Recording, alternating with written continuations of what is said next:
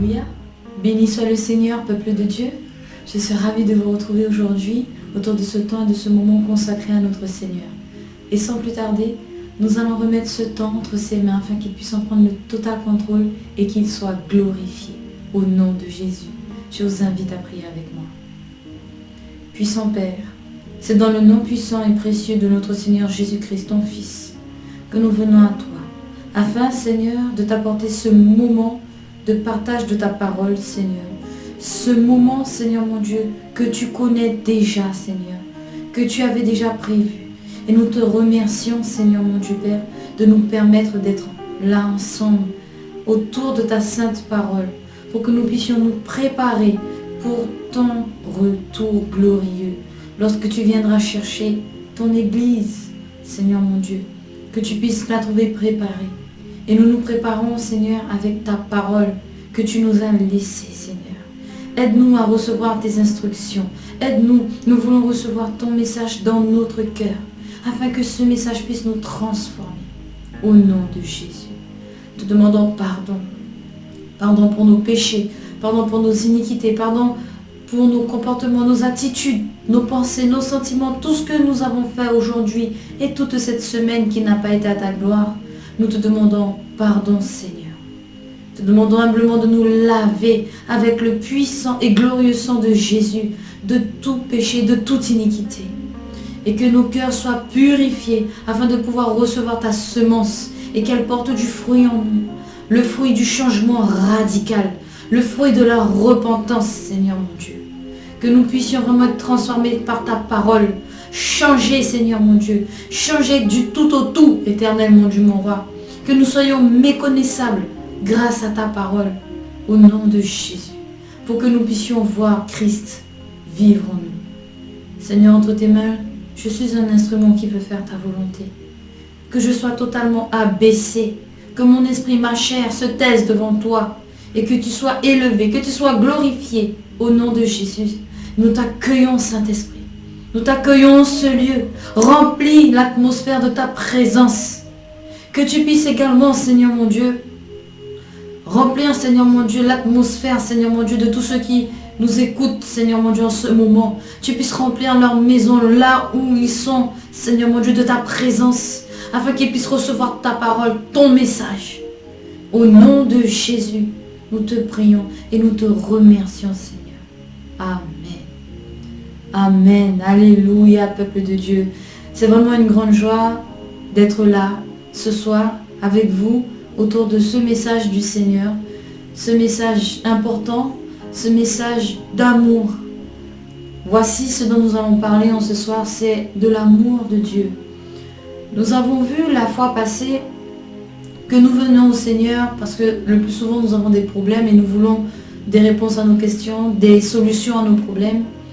Et malheureusement, bon nombre d'entre nous, nous venons par intérêt et toutes les promesses que nous avons faites au Seigneur, nous les oublions. Et pour certains, c'est pire. Une fois avoir obtenu la bénédiction, ils se servent d'elle pour pouvoir s'enrichir et ils sont complètement détournés des objectifs du Seigneur qui sont le salut, qui sont la sainteté, qui sont la justice et qui sont également parmi ces objectifs la préparation de l'Église pour le glorieux retour de Jésus. Mais également, ils se servent de la parole pour pouvoir s'enrichir. Ils se servent des dons du Seigneur pour pouvoir s'enrichir sur le dos du peuple, tout simplement. Ils profitent, ils abusent de la faiblesse et de la détresse des brebis du Seigneur, au lieu de s'occuper du pâturage de Dieu, des agneaux de Dieu, des brebis du Seigneur. Alléluia. En ce soir, nous allons poursuivre toujours. Nous allons vraiment poursuivre sur cet amour que nous devons avoir dans notre cœur pour Dieu. Est-ce que nous aimons vraiment le Seigneur de tout notre cœur? Et nous allons voir comment lui-même, notre Dieu Tout-Puissant, il nous aime. Parce que l'amour de Dieu est manifesté, oui. Beaucoup pensent que c'est qu'avec Jésus et ils oublient qu'il y a le Père. L'amour de Dieu est manifesté avec les trois entités, avec le Père, le Fils et le Saint-Esprit. Il n'y a pas que Jésus. Bien sûr, Jésus est venu. Il est Dieu qui s'est fait chair et venu sur terre.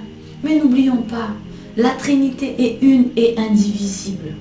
Une et indivisible. Quand tu vois Jésus, tu vois le Père. Quand tu aimes Jésus, tu aimes le Père, tu aimes le Saint-Esprit. Quand Jésus t'aime, le Père t'aime, le Saint-Esprit t'aime. N'oublions jamais ces choses. N'essayons pas de diviser et de prendre seulement Jésus, de prendre seulement le Saint-Esprit, de laisser le Père ou de laisser le Saint-Esprit. Non, c'est les trois entités qui n'en forment qu'une. Le Dieu un et indivisible. Alléluia. Quand le Seigneur nous a créés, il nous a créés avec beaucoup d'amour. Beaucoup d'amour. Lorsqu'il a créé Adam et Ève, il les a créés à sa ressemblance. À sa ressemblance. Il a pris cette poussière de la terre, il lui a donné une forme qui lui ressemble. Et il a soufflé. Il a soufflé dans les narines de l'homme. Il a soufflé dans les narines de la femme. Un souffle de vie, un souffle qui sort du fond de lui-même, du fond de ses entrailles. C'est du fond de lui que nous avons eu la vie. Ce souffle est sorti du fond de Dieu. Il est sorti de Dieu. Ce souffle qui nous donne la vie, nous n'en sommes pas maîtres. C'est pour ça qu'il est très important chaque jour de remercier le Seigneur. Parce que combien de personnes meurent dans leur sommeil? Ils ne peuvent pas se lever. Ils meurent. Et toi, ce matin, mon frère, ma soeur, tu es debout. Alléluia. Gloire à Jésus. Gloire à l'agneau de Dieu. Gloire au Père Jéhovah Yahweh. Gloire au Saint-Esprit. Gloire au Dieu trois fois saint. Quand il a créé Adam et Ève, non seulement il les a créés à son image, mais il leur a donné une puissance. Il a donné à Adam et Ève une puissance et une autorité. Nous pouvons le voir dans le livre de Genèse. Genèse au chapitre 1 et ce sera le verset 26. Il dit: Puis Dieu dit, faisons l'homme à notre image, selon notre ressemblance, et qu'il domine sur les poissons de la mer, sur les oiseaux du ciel, sur le bétail, sur toute la terre, et sur tous les reptiles qui rampent sur la terre. Dieu créa l'homme à son image. Il le créa à l'image de Dieu. Il créa l'homme et la femme. Alléluia. Les hommes et les femmes sont créés à l'image de Dieu. Adam et Ève furent créés à l'image de Dieu. Ils avaient cette stature glorieuse. Ils étaient dans une condition glorieuse avec le Seigneur dans le jardin d'Éden. Alléluia. Et quand le Seigneur a créé l'homme et la femme, il a donné une autorité. Et nous le voyons lorsqu'il dit au verset 26 qu'il domine sur les poissons, qu'il domine sur le bétail. Ça veut dire quoi? Ça veut dire que l'homme et la femme, ils avaient la domination sur la terre. L'homme et la femme étaient comme Dieu sur la terre. Ils étaient à la ressemblance de Dieu. Ils avaient la puissance et l'autorité de Dieu pour dominer la création. C'est puissant. Ils avaient l'autorité pour dominer sur les oiseaux, le bétail, sur toute la terre et sur tous les reptiles. Pourquoi j'insiste sur ce point? Quand Satan s'est présenté à Ève, il est venu sous la forme d'un reptile, d'un serpent. Adam et Ève ont péché, ils ont chuté. Alors qu'ils avaient toute la puissance de Dieu, toute l'autorité de Christ pour pouvoir écraser le serpent, le diable. Ils avaient cette autorité. Ils avaient cette puissance. Depuis dans le jardin d'Éden. Depuis dans le jardin d'Éden. Il fallait obéir. Tout simplement obéir. Satan est venu avec sa ruse. Satan est venu avec ses mensonges. Adam et Ève étaient déjà Dieu sur la terre. Ils avaient la puissance et l'autorité. Ils dominaient toutes choses sur la terre. Ils étaient dans la présence de Dieu. Ils avaient déjà tout. Ils avaient déjà tout. Mais Satan est venu avec sa ruse. Il est venu, il a mis le doute. Il est venu et il a dit, est-ce que c'est vrai que Dieu a dit? Il a remis en cause la parole de Dieu. Il a remis en cause l'autorité de Dieu. Adam et Ève n'ont pas pris garde. Ils ne se sont pas posé de questions. Ils ne se sont pas souvenus qu'ils avaient déjà tout ce qu'il fallait. Ils étaient déjà comme Dieu. Et le serpent vient et leur dit, mais si vous mangez de ce fruit, si tu manges de ce fruit, tes yeux vont s'ouvrir et tu seras comme Dieu. Mais tu es déjà comme Dieu. Adam et Ève, ils étaient déjà comme Dieu. Ils ont laissé le doute entrer. Ils ont douté. Vous savez de quoi? Ils ont douté de l'amour de Dieu. Ils ont douté de la sincérité de Dieu. Ils ont douté de la puissance de Dieu. Dieu leur avait déjà tout donné, mais ils ont douté. Dans leur cœur, le doute est entré. Et tout ce que le Seigneur a mis devant eux, toute cette puissance, cette domination, tous ces beaux fruits dans le jardin d'Éden, le lieu le plus magnifique qui soit, ils ont douté.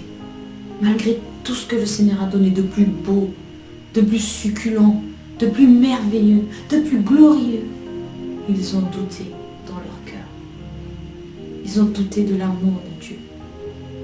Peut-être pensaient-ils que Dieu les avait créés d'une manière tellement inférieure, qu'ils ne sont pas bien comme ils sont, et Dieu aurait pu faire quelque chose de mieux. Dieu aurait pu améliorer. Pourquoi Dieu ne l'a pas fait? Pourquoi Dieu m'a menti? Dieu m'a trompé? Non! Non! Dieu est vérité. Dieu est juste. Dieu est 3 fois saint. Quand il donne quelque chose, quand il te donne quelque chose, c'est pas pour le reprendre. Quand Dieu te fait une promesse, ce n'est pas pour ne pas accomplir cette promesse. C'est à cause du cœur de l'homme que les promesses de Dieu ont du mal à s'accomplir. C'est parce que l'homme doute de Dieu. C'est parce que l'homme n'a pas suffisamment foi en Dieu et n'aime pas suffisamment Dieu pour pouvoir s'abandonner à lui et lui faire confiance totalement. La pression est là. Avec la pression vient le doute et toutes sortes de questionnements. Ne doute pas de l'amour de Dieu. Parce que le Seigneur te donnera toujours le meilleur. Il donnera toujours le meilleur à ses enfants. Peu importe combien de temps tu es dans ta situation difficile, ne doute pas, mais reste sur le chemin de l'obéissance. Parce que voici ce que Satan, le diable, il a fait. Il a entraîné Adam et Ève sur le chemin de la désobéissance qui conduisent au péché. Une fois qu'ils ont péché, Adam et Ève ont été privés de toute la puissance, de toute l'autorité, de toute la gloire que le Seigneur leur avait déjà donnée. Satan est venu et il a tout pris. Nous pouvons le voir dans le livre de Luc. Luc 4, le verset 5, il est dit, « Le diable, l'ayant élevé, lui montra en un instant tous les royaumes de la terre et lui dit, « Je te donnerai toute cette puissance et la gloire de ces royaumes, car elle m'a été donnée et je la donne à qui je veux. » Cette puissance, cette gloire appartenait à l'homme à cause du péché. Parce que Adam et Ève ont refusé de demeurer sous la domination, sous la protection du Seigneur. Ils ont cessé d'écouter la voix de Dieu, les instructions de Dieu, les ordonnances de Dieu. Ils ont cessé d'obéir à Dieu pour pouvoir aller obéir au diable. En changeant de maître, pour aller même plus loin, en changeant de parenté, et je vous allez comprendre tout à l'heure pourquoi je dis en changeant de parenté. Ils ont été se mettre sous le joug du diable, sous la parenté du diable, sous l'autorité du diable, sous la domination du diable, à cause du péché. À cause du péché. Le diable est venu, il a tout pris. Mais voyez comment c'est puissant. Parce que lorsque Satan est venu avec sa ruse et que le Seigneur a jugé le péché, parce que Dieu ne se contredira jamais, Dieu ne reniera jamais sa parole. Quel Dieu serait-il à ce moment-là? Il n'y a aucune ombre de variation, il n'y a pas de corruption, il n'y a pas de favoritisme. Dieu est un Dieu de justice, il est un Dieu juste. Dans sa justice, il a prévu un plan de rachat pour les hommes, pour toute l'humanité. Et ce plan a commencé depuis dans le jardin d'Éden. Depuis dans le jardin d'Éden, depuis les premières pages de la Bible, le Seigneur a mis en place son plan de rédemption pour toute l'humanité. Voici l'amour de Dieu pour nous, peuple de Dieu. Tellement le Seigneur nous a aimés. Dieu a tant aimé le monde, Jean 3,16 nous dit. Nous prenons beaucoup Jean 3,16 parce que c'est dit vraiment textuellement, oui, que Dieu nous aime. Mais lorsque nous lisons la parole, nous voyons l'amour de Dieu partout, partout. Et dès le livre de Genèse, nous pouvons y aller. Genèse, ce sera le chapitre 3 et le verset, on va prendre à partir du verset 14. Le Seigneur est en train de juger l'homme et la femme qui ont désobéi après qu'ils aient chuté. Et là, il prononce son jugement contre le serpent. Genèse 3, à partir du verset 14, il dit « L'Éternel Dieu dit au serpent, « Puisque tu as fait cela, tu seras maudit entre tout le bétail et entre tous les animaux des champs. Tu marcheras sur ton ventre et tu mangeras de la poussière tous les jours de ta vie. Je mettrai inimitié entre toi et la femme, entre ta postérité et sa postérité. Celle-ci t'écrasera la tête et tu lui blesseras le talon. » Voici l'amour de Dieu. L'amour de Dieu est là, dans ce passage que nous venons de lire. La postérité de la femme. Quelle est cette postérité? Quelle est cette postérité? La postérité de la femme. Peuple de Dieu, il faut comprendre une chose. C'est que tous ceux qui sont dans le péché, tous ceux qui pratiquent le péché, tous ceux qui pêchent, malheureusement, s'ils ne se repentent pas, s'ils ne vont pas dans la repentance, demander pardon au Seigneur et demander au Seigneur de les laver avec le sang glorieux et puissant de Jésus, ces personnes-là seront enfants du diable. Nous allons aller dans le livre de 1 Jean. 1 Jean, ce sera le chapitre 3. Et verset 8, il est dit « Celui qui pêche est du diable. » Celui qui pêche est du diable. Car le diable pêche dès le commencement. Nous arrêtons là. Celui qui pêche est du diable. Tu n'es pas de Dieu. Tu n'es pas enfant de Dieu. Tu es enfant du diable quand tu pêches. C'est terrible. C'est terrible. Et toute l'humanité, à cause d'Adam et Ève, a été enfermée dans le péché. Enfermée. Parce que le sang des boucs, le sang des taureaux, le sang des agneaux n'était pas suffisant. Il n'était pas suffisant pour racheter nos vies. On ne peut pas prendre un sang aussi bas, d'un standard, d'un niveau, d'une capacité aussi basse pour pouvoir sauver l'homme créé à l'image de Dieu. Il faut un sang excellent, il faut un sang pur, il faut un sang divin. Parce que nous sommes de nature, nous étions de nature divine. À cause du péché, cette nature a été corrompue. Mais pour revenir à notre état originel, il nous faut quelque chose qui nous ressemble, quelque chose dont nous avons une parenté, un lien. Il nous faut le sang de Jésus. Il nous faut Jésus. Il nous faut Dieu. Le sang de Dieu. Il nous faut Dieu. Il nous faut Dieu. Il n'y avait que Dieu pour nous sauver. Il n'y avait que lui. Il n'y avait que par lui-même, par le sacrifice de Jésus à la croix, que nous avons pu être sauvés, que nous pouvons être sauvés, que chacun et chacune pourront être sauvés. Il n'y a que par Jésus et par son sacrifice.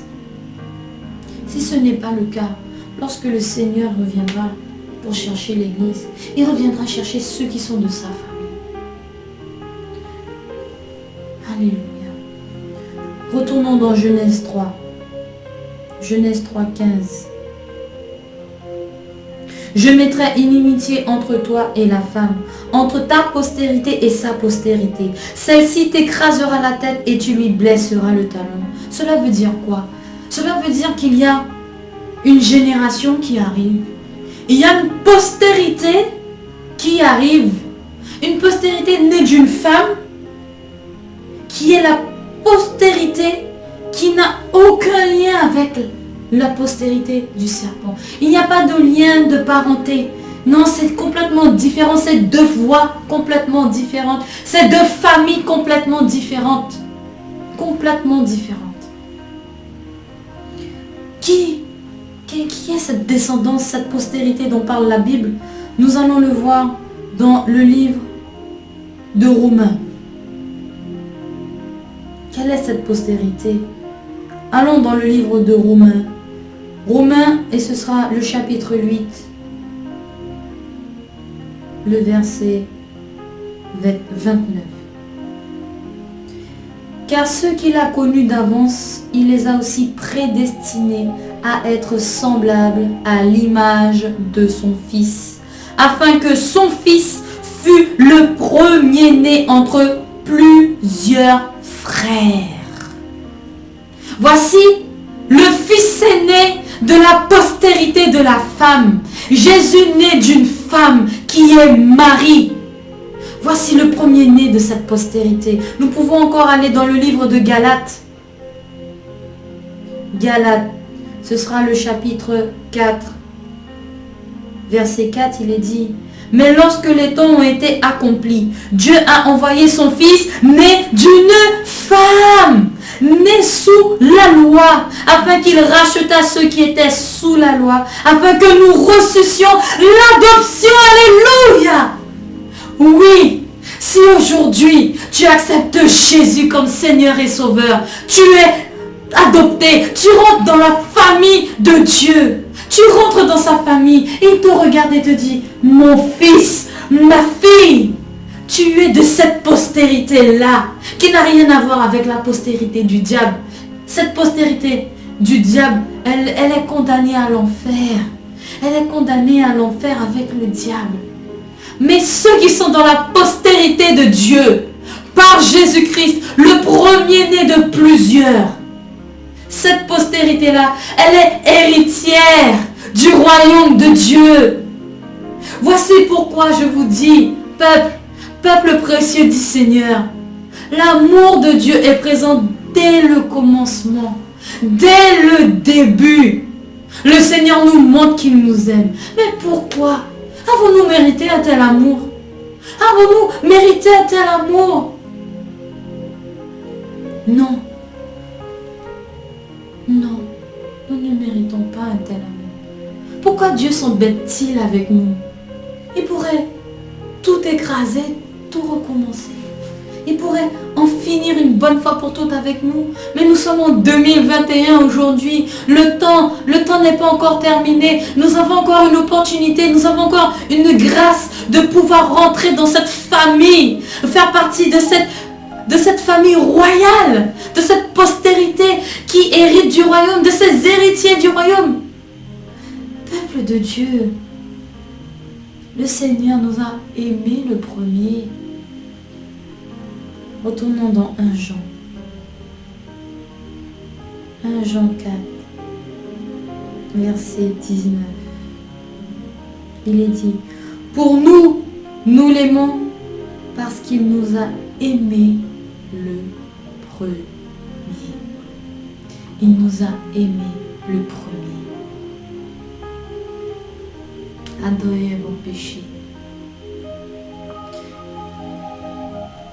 Et entraîner l'humanité entière dans le péché. Et jusqu'à ce que Christ arrive. il n'y avait personne qui aurait pu être sauvé. Mais le Seigneur a montré qu'il avait prévu de sauver tous ceux qui accepteraient Jésus comme Seigneur et Sauveur. Tous ceux qui mettraient leur foi en lui seraient sauvés. Oui. Oui. Et l'amour de Dieu est grand. L'amour de Dieu est si grand. Voici, quand le Seigneur est mort à la croix, il aurait pu mourir d'une autre manière. Mais il a pris la mort la plus difficile. Il a vécu la mort la plus difficile, la plus humiliante, la plus écrasante et la plus douloureuse. Pour nous montrer à quel point il nous aime et qu'il n'a pas peur. Il n'a pas peur de donner sa vie pour nous. Il n'a pas eu peur de voir la croix. Il n'a pas eu peur d'aller et de mourir. Quand il a vu les clous qui sont entrés dans ses mains, il n'a pas eu peur. Il n'a pas eu peur. Et même lorsqu'il était dans le jardin en train de prier, pour dire Seigneur, ne peux-tu pas éloigner cette coupe? Parce que le jugement qui devait venir est terrible, douloureux. On ne peut pas imaginer ça. On ne peut pas. Personne sur terre, personne sur terre ne pourra vivre ce que le Messie a vécu, ce qu'il a enduré, la souffrance qu'il a endurée. La Bible dit bien qu'il transpirait du sang. Du sang. Parce que ce jugement-là, c'était le jugement. Allons dans le livre d'Ésaïe. Ésaïe 53, pour que nous puissions comprendre. Ésaïe 53.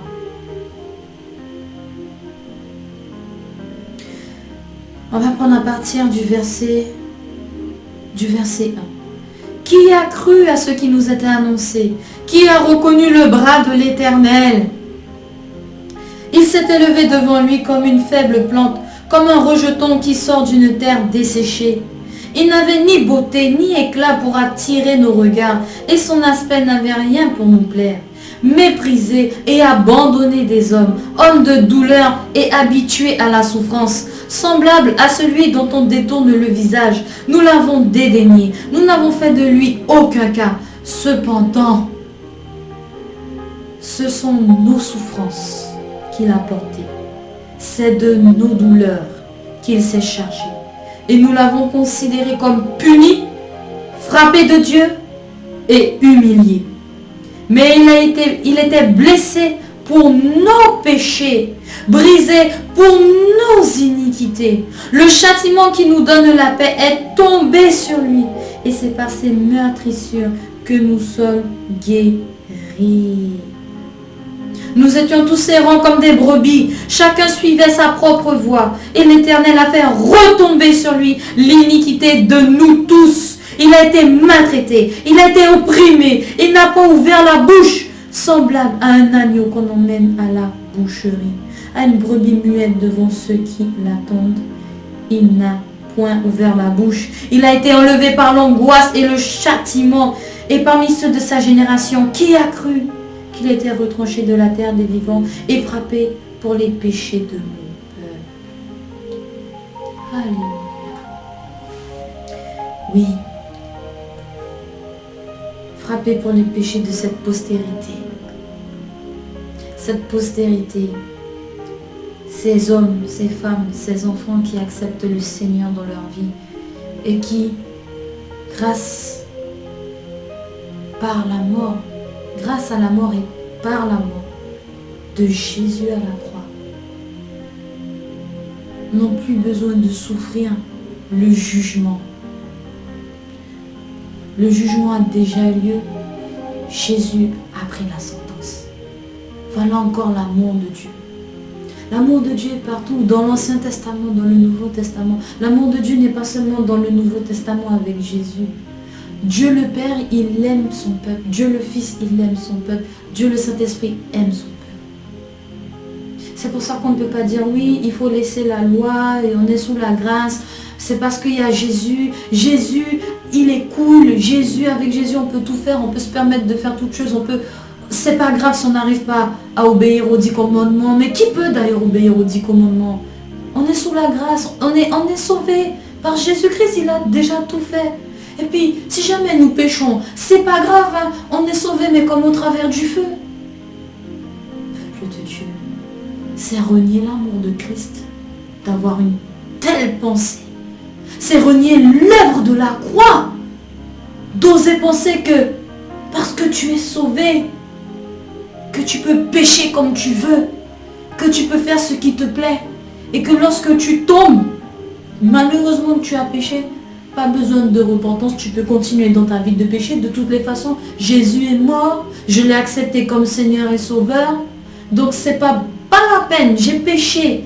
C'est pas grave, je peux continuer. De toutes les façons, le Seigneur ne reniera jamais sa parole. Le Seigneur a dit que si je mets ma foi en Jésus, je serai sauvé. Donc, je suis dans le péché, mais j'ai ma foi en Jésus. Je continue à voler, mais j'ai foi en Jésus. Je continue à être adultère, mais j'ai foi en Jésus. Je serai sauvé. C'est une doctrine complètement fausse. Complètement fausse.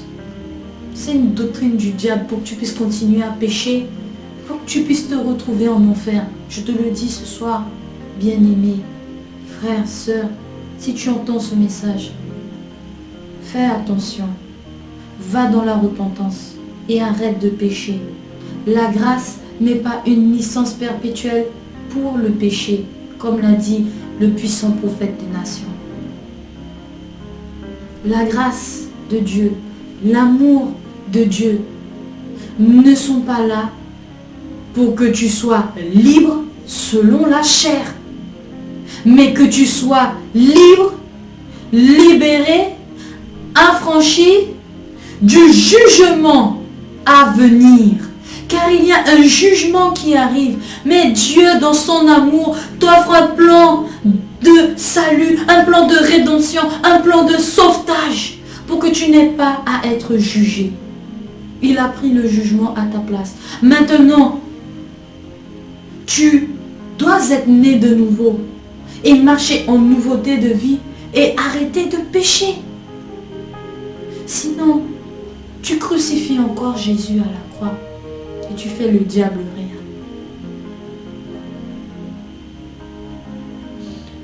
Dieu nous aime. Il nous aime tellement. Allons dans le livre de Colossiens. Allons voir comment le Seigneur a triomphé. Colossiens 2. Regardons comment le Seigneur a triomphé. Colossiens 2, verset 14. Il a effacé l'acte dont les ordonnances nous condamnaient et qui subsistait contre nous. Et il l'a détruit en le clouant à la croix. Il a dépouillé les dominations et les autorités et les a livrées publiquement en spectacle en triomphant d'elles par la croix. Alléluia. En allant, en se chargeant de cette croix et en allant devant de la mort pour nous, en se chargeant de nos fautes, en prenant sur lui ce jugement, cette sentence que nous aurions dû nous-mêmes prendre chacun d'entre nous. Il a démontré à Satan qu'il nous aime et qu'il ne nous abandonnera jamais. Il a démontré au diable son amour pour l'homme, pour les hommes, pour les femmes. Il a démontré à toute l'humanité, à tous ceux qui lisent la parole, qu'il ne nous a jamais abandonnés, mais que dès le commencement, Dieu le Père, Dieu le Fils et Dieu le Saint-Esprit étaient là pour nous sauver, pour nous guider. Alléluia. Il y a un jugement qui arrive pour tous ceux qui resteront dans la postérité du diable, tous ceux qui ne rentreront pas dans la famille de Dieu, tous ceux qui ne voudront pas être adoptés par le Seigneur. Le Seigneur ne va jamais obliger personne. L'amour a été démontré par des actions puissantes, non seulement par des paroles puissantes, mais aussi par des actes et des actions puissantes. du Seigneur. Le Seigneur a fait une promesse dans le livre de Genèse 3, verset 15. Et lorsque Jésus est venu, il a accompli cette promesse. Et tout au long de l'Ancien Testament, dans le livre d'Ésaïe, lorsque Moïse également a prophétisé que le Seigneur allait susciter quelqu'un comme lui pour pouvoir guider le peuple de Dieu, la promesse de Jésus, du Messie, était déjà annoncée depuis dans l'Ancien Testament. Et ça a commencé depuis Genèse et ça a continué. Ça a continué, ça a continué. Ça a continué. Et aujourd'hui, bien-aimé peuple de Dieu, le Seigneur te montre encore son amour. Il t'appelle. Il t'appelle à la repentance. Il t'appelle à venir à Dieu, à venir à Jésus, à te faire baptiser au nom de Jésus en totale immersion, à l'accepter comme Seigneur et Sauveur, à te faire laver par le sang de Jésus de tous tes péchés, de toutes tes iniquités et à changer radicalement de vie, à changer radicalement de voix. Tu as bien lu, nous avons bien lu tout à l'heure, il n'y a que 2 postérités. Ça veut dire qu'il n'y a que 2 chemins. Il n'y a pas de 3e chemin. Il n'y a pas une 3e postérité. Il n'y a pas une postérité hybride. Il n'y a pas un chemin hybride. Il y a la postérité du diable et la postérité de Dieu. Il y a la postérité du serpent, la postérité de Jésus. Il y a Jésus, le chemin, la vérité et la vie. Et puis, il y a le diable qui t'emmène tout droit dans le lac de feu. En d'autres termes, pour dire les choses autrement, en ce soir, voici le message du Seigneur. Le Seigneur est en train de se battre pour toi aujourd'hui, mais il ne te forcera jamais. Il forcera jamais quiconque à l'aimer. Il va te montrer son amour. Il va te le montrer et te le démontrer. Il va t'accorder ce que ton cœur désire lorsque tu le pries pour qu'il puisse t'aider dans tes situations difficiles, dans la maladie. Si tu as un cancer, si tu as une leucémie, si tu as un handicap, si tu traverses une situation difficile à ton travail, une situation financière difficile avec un tas de dettes, si tu traverses une maladie, tu te retrouves malade d'une maladie auto-immune, une maladie rare, le Seigneur est capable de se glorifier dans ta vie, oui. Tu n'as pas de moyens pour payer tes factures, tu n'as pas un toit où dormir. Oui, le Seigneur peut t'aider. Mais ton cœur, est-ce que tu le donnes entièrement à Dieu? Ou tu viens, comme les 10 lépreux que nous avons vus la dernière fois, nous allons retourner Luc 17.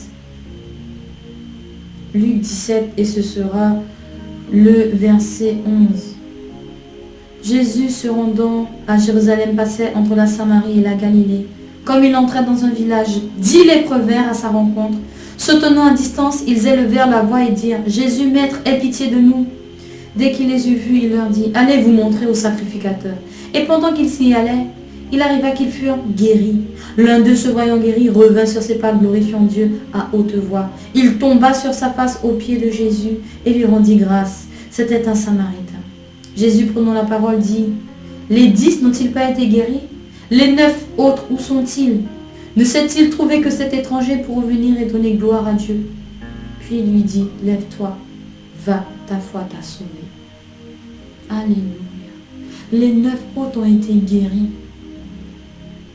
Mais ce qui est terrible, c'est que lorsqu'ils ont vu Jésus, ils ont dit « Maître, aie pitié. » Jésus, verset 13. Jésus, Maître, aie pitié. Ils ont voulu pendant un temps s'approcher du Seigneur. Ils ont voulu pendant un temps se placer sous sa puissance, son autorité et sa domination. Une fois qu'ils ont obtenu ce qu'ils voulaient, ils sont retournés. Ils sont retournés dans leur voulu. Ils sont retournés à leur commerce. Ils sont retournés à leurs affaires. Ils ont été guéris, ils ont obtenu ce qu'ils voulaient. Mais il n'y avait qu'un seul qui avait vraiment un cœur pour Dieu, un cœur capable d'aimer le Seigneur, de reconnaître ses bienfaits et de le suivre. De le suivre. Il y avait juste un. C'est pour ça qu'il y a très peu de personnes qui aiment véritablement le Seigneur. Beaucoup vont dire, oui, moi j'aime Dieu, hein. Et je sais que Dieu m'aime, regarde ce qu'il fait dans ma vie, regarde ce que j'ai, regarde comment je suis moi. Je ne manque de rien, j'aime Dieu. Hein. Mais si le Seigneur te dit de faire quelque chose qui te semble impossible, lorsque le Seigneur te demande, on va prendre l'exemple d'Abraham. Le Seigneur a dit à Abraham, tu vas me sacrifier Isaac. Est-ce que Abraham a refusé son fils au Seigneur? Abraham a obéi. Il a été avec Isaac, avec le bois, avec le feu, avec le couteau. Il a taché les mains d'Isaac. Il n'a pas refusé Isaac. Parce que Dieu était dans le cœur d'Abraham. Dieu occupait la première place dans le cœur d'Abraham. Mais au jour d'aujourd'hui, combien d'entre nous sont comme les 9 lépreux qui, après avoir obtenu la bénédiction, la faveur, la grâce, la guérison du Seigneur, nous oublions le Seigneur, nous ne l'aimons pas, non. Hein. Nous avons tenu, notre cœur est dans la joie, et puis on retourne faire nos petites affaires. On ne vient pas rendre gloire à Dieu. On ne vient pas remercier le Seigneur. Et lorsque le Seigneur nous dit, sanctifions-nous, sanctifiez-vous, je reviens, allez dans la repentance. Non. Pourquoi? Moi, je peux vivre ma vie. Hein. C'est pas marqué dans la Bible hein, que je ne dois pas porter de mini-jupe. C'est pas marqué dans la Bible hein, que je ne dois pas porter de faux cheveux. C'est pas marqué dans la Bible hein, que... C'est pas marqué dans la Bible hein, que je ne peux pas aller dans des fêtes avec mes copains. C'est pas marqué dans la Bible hein, que je ne peux pas jouer aux jeux vidéo. Peuple de Dieu.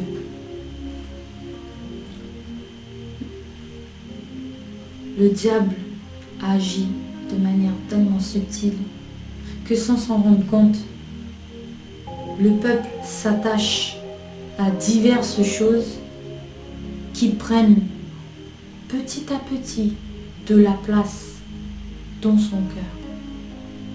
Dans le cœur du peuple, il y a des choses qui prennent la place de Dieu. Et cela est amplement suffisant pour le diable. L'objectif du diable, c'est de te détourner de Dieu. De détourner ton amour, ton attention, tes actions, ton adoration. C'est tout ce que le diable veut. Et malheureusement, beaucoup de personnes tombent dans ce piège-là. C'est pour ça que nous avons vraiment besoin de prier et de jeûner et de demander au Seigneur de nous aider à l'aimer de son amour, de cet amour qui est décrit dans 1 Corinthiens 13, de cet amour qui est patient, cet amour que le Seigneur lui-même démontre envers nous. Il est patient. Il est patient vis-à-vis de nous. Il est très très patient. Il est patient. Et même lorsque c'est écrit qu'un amour qui n'est point jaloux, le Seigneur ne parle pas de la jalousie des hommes. Hein. Non, il ne parle pas de la jalousie des hommes. Il parle d'une jalousie divine et pure. Cette jalousie-là dont le Seigneur parle, cette parfaite et merveilleuse jalousie, c'est une protection. C'est d'un amour puissant dont on te parle là. Rien à voir avec les choses humaines et charnelles que nous connaissons ici. Notre Dieu n'a pas de faille humaine. Non, il n'a pas de faille humaine. Notre Dieu, il est parfait. Il est patient, riche en bonté, miséricordieux. Il nous aime. Encore ce soir, il nous le dit. Et je vais même aller plus loin. Dans la postérité qui est décrite dans Genèse 3,15, il est dit que le serpent va venir pour mordre le talon de la postérité des enfants nés de cette femme. En d'autres termes, cela se traduit de la manière suivante. Tu es un chrétien. Ne pense pas une seule seconde que Satan va te laisser tranquille. Tout ce que on te dit là, tout ce que tu entends mon frère, ma soeur dans l'apostasie, on te dit oui, voici la prière qui éloignera Satan de ta vie pour toujours. C'est faux. C'est faux. Il y aura conflit. Tu es une lumière. Tu es la postérité de Christ. Tu es de la famille de Dieu. Il y aura bataille, il y aura conflit. C'est biblique. Jusqu'à ce que le Seigneur vienne nous chercher, il y aura ce conflit-là. C'est pour ça que, à cause de cette mauvaise doctrine, de cette fausse doctrine qui te fait croire que oui, le diable va partir pour toujours de ta vie, que tu auras une vie de bénédiction et de faveur pour toujours sur cette terre, que tu n'auras plus de problèmes. C'est faux. Il y aura des batailles, il y aura des conflits avec le diable. Il y a des situations qui vont se présenter. Malheureusement, lorsque ça arrive, c'est à ce moment-là que la foi de certains est brisée, elle est malmenée par Satan. Parce qu'ils se disent, mais Seigneur, si tu es vraiment là, pourquoi tout ça, ça m'arrive? Seigneur, mais si tu m'aimes, pourquoi je suis à la rue? Pourquoi je suis malade? Pourquoi je n'ai pas encore d'enfant? Pourquoi je ne suis pas encore mariée? Seigneur, tu m'as oublié? Non, le Seigneur ne t'oublie pas. Mais fais de l'Éternel tes délices. Adore ton Dieu, aime ton Dieu, sers ton Dieu. Fais l'œuvre du Seigneur et laisse-le se glorifier dans ta vie. Va dans la repentance. Prie, jeûne. Obéis au Seigneur, à sa parole. Toutes les instructions du Seigneur sont dans sa parole. Son amour est encore dans sa parole. Le Seigneur, lorsque les situations difficiles se présentent à toi, ne t'abandonne pas.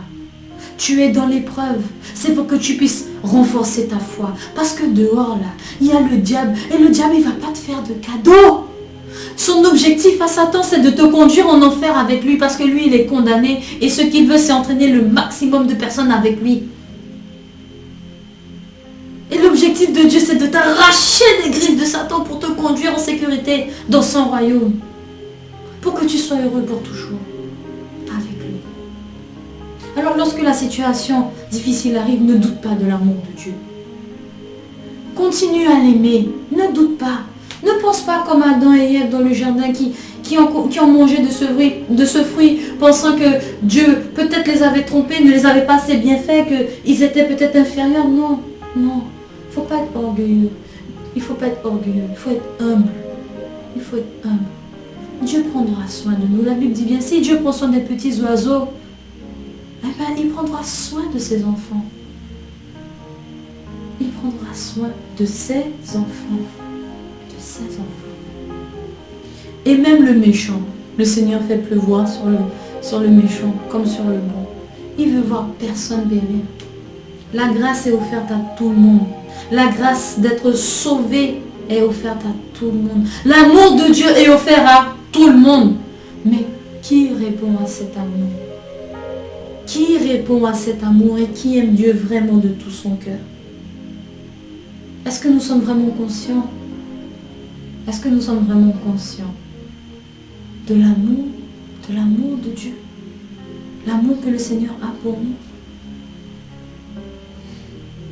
Combien de personnes sont mortes pour que nous puissions recevoir cette parole aujourd'hui? C'est encore l'amour de Dieu.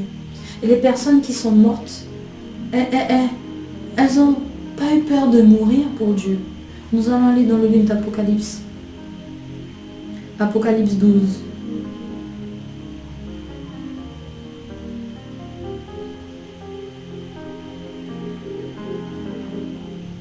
Apocalypse 12.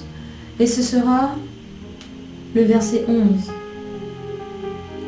On va prendre à partir du verset 10. Et j'entendis dans le ciel une voix forte qui disait, maintenant le salut est arrivé, la puissance et le règne de notre Dieu et l'autorité de son Christ. Car il a été précipité, l'accusateur de nos frères, celui qui les accusait devant notre Dieu jour et nuit. Ils l'ont vaincu à cause du sang de l'agneau, à cause de la parole de leur témoignage. Ils n'ont pas aimé leur vie jusqu'à craindre la mort. N'aie pas peur, même de la mort. N'aie pas peur. Combien de personnes sont mortes pour que nous puissions avoir cette assurance d'hériter de la vie éternelle? N'oublions pas une chose, peuple de Dieu. Cette terre ici, là, la planète Terre, là, n'est pas notre demeure éternelle. Elle n'est pas notre maison éternelle. Aujourd'hui, on se bat pour avoir une maison, pour laisser un héritage à nos enfants. Mais bientôt, tout cela disparaîtra. Allons dans le livre d'Apocalypse. Allons dans le livre Apocalypse 20. 20 verset 11. Apocalypse 20 verset 11. Puis je vis. Ce passage s'intitule le jugement dernier. Jugement dernier.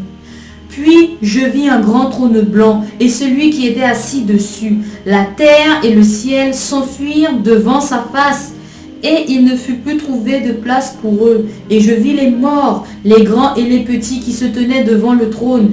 Des livres furent ouverts et un autre livre fut ouvert, celui qui est le livre de vie. Et les morts furent jugés selon leurs œuvres, d'après ce qui est écrit dans ces livres. La mer rendit les morts qui étaient en elle.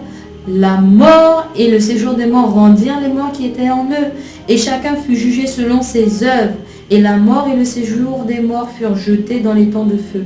C'est la seconde mort, les temps de feu. Quiconque ne fut pas trouvé écrit dans le livre de vie fut jeté dans les temps de feu.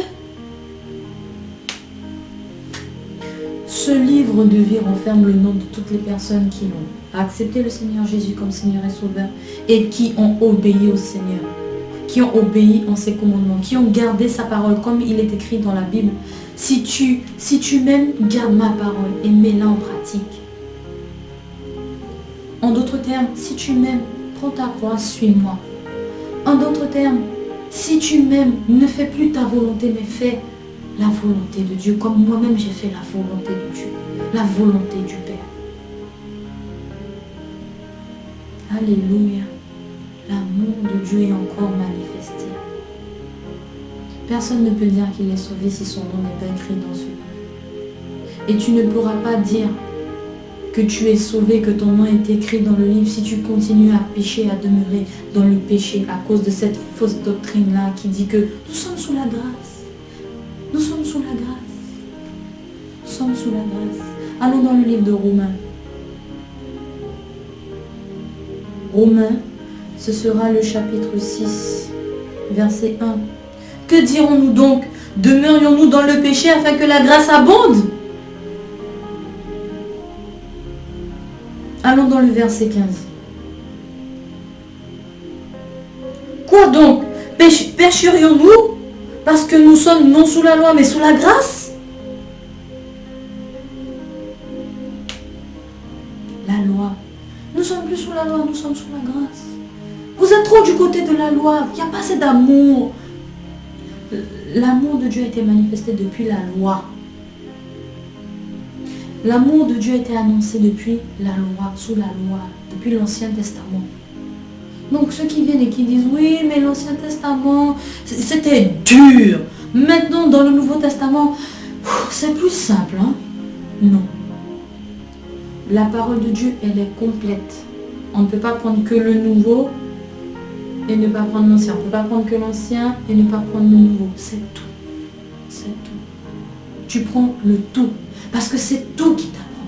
C'est en lisant et l'Ancien Testament et le Nouveau Testament que tu vas voir l'amour de Dieu, que tu vas apprendre à connaître Dieu et que tu vas voir que dès le départ, le Seigneur avait déjà tout prévu. Et c'est également dès le départ que tu verras que c'est à cause de la désobéissance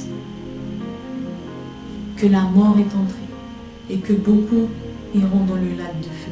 Et qu'il nous faut revenir à l'obéissance à Dieu pour pouvoir faire partie de ceux qui iront dans son royaume. Non, il faut sortir cette doctrine-là, cette fausse doctrine-là. La grâce, c'est pas un permis, c'est pas une attestation, c'est pas une autorisation perpétuelle, une autorisation à perpétuité pour pécher. Non, mon frère, ma soeur, tu ne seras pas sauvé comme au travers du feu si tu demeures dans ton péché alors que ce que tu fais là, c'est pas bien. Tu ne fais même pas un effort pour sortir du péché. Ça s'appelle de l'iniquité, ça. Et le Seigneur jugera l'iniquité. Il jugera l'iniquité. Alors, l'amour de Dieu est manifesté par le sacrifice de Jésus à la croix. Et le sacrifice de Jésus à la croix nous appelle à la repentance. Parce que nous ne sommes pas dignes. Parce que le châtiment que Jésus a supporté, a souffert, aucun être humain sur la terre aurait pu prendre, ne serait-ce que pour lui-même. Ne serait-ce que pour nous-mêmes, chacun d'entre nous, ne serait-ce que pour moi, ne serait-ce que pour ma famille, j'aurais pas pu prendre le châtiment pour eux. Même pas pour moi. Parce que c'est un châtiment qui est terrible, c'est la mort. C'est la mort. C'est la mort. Mais nous avons un Dieu. Nous avons eu la mort par substitution. Nous sommes morts en Christ et nous sommes ressuscités en Christ. Pour ceux qui acceptent Christ et qui marchent comme Christ. N'est-ce pas un chrétien? Un chrétien n'est-il pas un petit Christ? N'est-il pas un imitateur de Christ? N'est-il pas de la postérité de Christ? N'est-il pas un descendant de Christ pour pouvoir faire comme Christ? Alors pourquoi? Pourquoi continuer à pécher? Pourquoi dire que c'est impossible? Pourquoi dire que c'est impossible d'obéir aux 10 commandements? Tu ne voleras point, tu ne tueras point, tu ne mentiras point, tu ne commettras pas d'adultère, tu ne seras pas envieux. Quoi, c'est Dieu? Il me dit, le diable il travaille terriblement pour faire entrer toutes sortes de fausses doctrines dans la tête du peuple, pour empêcher le peuple d'arriver au salut. Pour ça, il faut demander au Seigneur le discernement. Il faut demander au Seigneur de nous guider. Et nous ne devons vraiment pas croire une seule seconde que nous sommes méritants de quoi que ce soit. Non. Non. Nous méritons, non seulement nous méritons rien, mais en plus nous ne pouvons pas nous permettre de jouer ni avec le nom de Jésus, ni avec le sang de Jésus, ni avec la parole de Dieu. On ne peut pas venir avec Dieu par intérêt. On ne peut pas venir parce que c'est exactement ce qui est décrit. C'est ça, cette doctrine, c'est l'intérêt personnel là. C'est que je viens à Dieu, je veux être sauvé, mais je veux continuer dans mon péché, je veux continuer à aller boire, je veux continuer à aller vers les hommes, vers les femmes, je veux continuer ma vie de débauche, je veux continuer à voler dans la caisse, je veux continuer à désobéir à mes parents, je veux continuer à faire de la magie, à aller voir le sorcier. Et je crois en Dieu et Dieu va me sauver. Non. Ça, c'est les intérêts. Tu veux continuer ton commerce tout en étant sauvé? Non. Ça ne marchera jamais avec le Seigneur. C'est soit tu choisis Christ et tu obéis au Seigneur et à ses commandements, soit tu es avec le diable et c'est le lac de feu qui t'attend. Tout simplement. Le Seigneur n'est pas sévère. Le Seigneur n'est pas sévère, le Seigneur n'est pas dur. Et ce qu'il nous demande n'est pas dur. Son joug, Jésus a dit, est doux et léger. Le Seigneur ne nous demande pas grand-chose. L'obéissance, qui vaut mieux que tous les sacrifices. Un cœur qui aime le Seigneur. Tu aimeras le Seigneur ton Dieu de tout ton cœur, de toute ta force, de toute ta pensée. Alléluia. Nous bénissons le nom du Seigneur pour cette formidable opportunité qui nous a été donnée de partager ce message. Ne doutons jamais de l'amour de Dieu pour nous, mais embrassons la repentance et la vie de sainteté, de consécration de Dieu au nom de Jésus. Ne doutons pas lorsque les situations difficiles arrivent, mais restons accrochés au rocher. Abraham a été sacrifié, Isaac, il n'a pas refusé Isaac au moment où il a levé la main pour pouvoir donner le coup. Le Seigneur l'a arrêté, il lui a dit, je sais maintenant que tu m'aimes et que j'ai la première place. Et qui a la première place dans ton cœur aujourd'hui? Si le Seigneur te dit d'abandonner quelque chose, telle chose, est-ce que tu le feras? Tu ne parles pas des petites choses, des petits détails, mais des grandes, celles qui ont vraiment une importance dans ta vie. Celles où tu dis, moi, mais si j'ai pas ça, je ne sors pas de chez moi. Si j'ai pas ça, moi, je meurs. Alléluia. Si tu sens dans ton cœur que tu as besoin de l'amour de Dieu, tu veux vivre cet amour, tu veux l'approfondir, tu veux marcher avec le Seigneur, avec le Père, avec le Fils, avec le Saint-Esprit, que tu veux changer radicalement parce que tu as compris que son amour te pousse à changer pour lui faire plaisir, pour répondre aux attentes et à l'espérance du Seigneur de te voir sauver. Je t'invite à faire cette prière. Répète après moi. Puissant Seigneur Jésus, j'ai entendu parler de ton amour, manifesté depuis Genèse 3, verset 15. J'ai compris que tu m'as aimé le premier et que je n'ai rien pour justifier quoi que ce soit dans ma vie.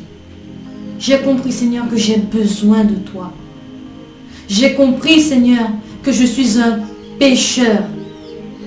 J'ai compris, Seigneur, que sans Jésus, sans la miséricorde du Père, sans l'assistance du Saint-Esprit, je ne pourrai jamais être sauvé. S'il te plaît, Seigneur, pardonne-moi, car je me repens de tous mes péchés, de toutes mes iniquités. S'il te plaît, Seigneur, au nom de Jésus, lave-moi avec le puissant et glorieux sang de Jésus. De tous mes péchés, de toutes mes iniquités, de toutes mes impuretés, de toutes mes souillures, de toutes mes mauvaises actions, de tous mes mauvais sentiments. Seigneur, lave-moi avec le sang de Jésus. Et guide-moi afin que je puisse marcher en nouveauté de vie. Afin, Seigneur mon Dieu, que je puisse rentrer dans ton glorieux royaume. Remplis mon cœur de ta parole. Remplis-moi de ton Saint-Esprit pour que je puisse être enseigné, préparé, entraîné pour pouvoir rentrer dans ton royaume. Au nom de Jésus. En ce soir, je suis né de nouveau. Au nom puissant de Jésus. Amen. Amen. Sois béni si tu as fait cette prière. Et je rends gloire à Dieu parce que son amour est vraiment puissant. L'amour de Dieu est puissant. Ne doutons pas de cet amour. Je vais prier le Seigneur afin de le remercier. Et je t'invite également à prier avec moi. Puissant Père, merci. Merci pour Jésus. Seigneur Jésus, merci pour ton sacrifice. Merci également pour le Saint-Esprit, le consolateur, le conseiller, l'enseignant, l'ami qui nous prépare pour ta glorieuse venue. S'il te plaît, Seigneur, je remets ce peuple entre tes mains. Puisses-tu, Seigneur, le guider. Guider tous ceux, Seigneur, qui t'ont accepté comme Seigneur et Sauveur. Que tu puisses les guider, Seigneur, mon Dieu Père, afin qu'ils puissent marcher en nouveauté de vie, afin que ce que tu leur as donné, ton amour, qu'ils ne puissent point douter de ton amour, et que le diable ne puisse pas venir avec ses ruses pour pouvoir les faire douter, Seigneur. Que tu puisses les aider à s'accrocher fermement à toi, tu es le rocher. Éternel, mon Dieu, mon roi, que tu puisses bénir, Seigneur, ton peuple par ta parole. Que vraiment, Seigneur, mon Dieu, tu puisses les guider au nom de Jésus, afin qu'aucun d'eux ne se perde. Merci pour ce temps et ce moment où tu nous as parlé, tu nous as montré ton amour, Seigneur. Nous te bénissons, nous te rendons gloire et nous te rendons grâce au nom de Jésus. Nous te remettons cette semaine qui arrive et nous te demandons de nous aider à nous séparer du péché sous toutes ses formes dans nos vies, au nom de Jésus, à produire le fruit du changement radical, Seigneur mon Dieu, le fruit de la repentance que tu attends de nous, afin que tu puisses te glorifier, Seigneur, dans nos vies, au nom de Jésus. Seigneur, que tu puisses façonner nos cœurs, transformer nos cœurs, afin que nous puissions avoir des cœurs qui t'aiment. Des cœurs, Seigneur, dont tu seras le souverain maître. Les cœurs, Seigneur mon Dieu, où tu seras assis sur le trône de nos cœurs, Seigneur. Seigneur, merci. Merci pour tout, pour ton amour, au nom de Jésus. Amen. Amen, peuple de Dieu. Soyez bénis et à très très bientôt. Shalom.